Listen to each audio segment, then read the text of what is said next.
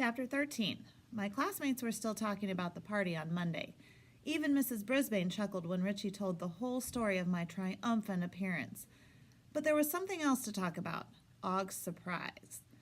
Bert Brisbane had built Og a genuine swimming pool. Instead of a large bowl of water, a whole section of the glass box was water, while the rest of it was built up all around with lush green plants. It was a terrific surprise, and I felt just a tiny pang of green-eyed jealousy. Then I noticed that Og's grin looked more like a real smile this time. I guess we'd both had good weekends after all. After everyone admired the swimming pool, Mrs. Brisbane got down to business.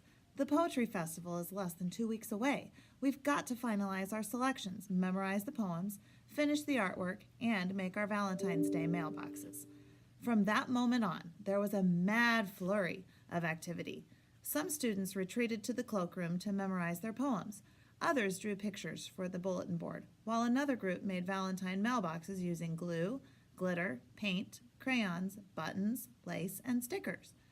Don't worry, Mrs. Brisbane didn't forget to teach us math, science, geography, social studies, and spelling. Believe me, she'd never do that. But in between, my classmates worked like crazy on poetry and Valentines. Our room mothers, Mrs. Hopper and Mrs. Patel, came in to help for 2 days. At night, it was just Og and me in room 26. I wondered what he had done at the Brisbane's house over the weekend as I watched him swimming and diving in his new pool. He could not make a lot more noise splashing around in it. Each night, I got a little more annoyed, until one night I realized why. Here we were, side by side, but I still felt lonely.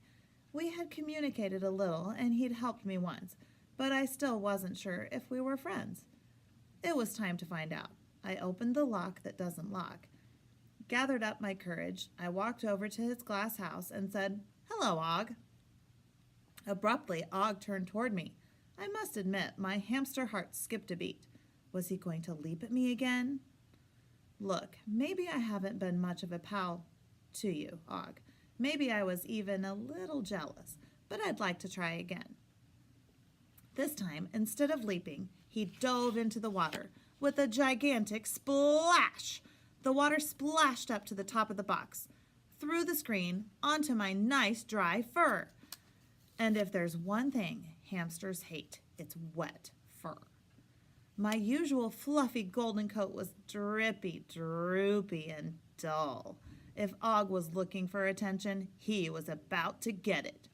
"Thanks for nothing, Og," I squeaked. "I just want you to know that I have a million friends, so I don't really care if you're my friend or not. So if you're thinking you should be my pal, just forget it." Og just stared at me with that same old smile.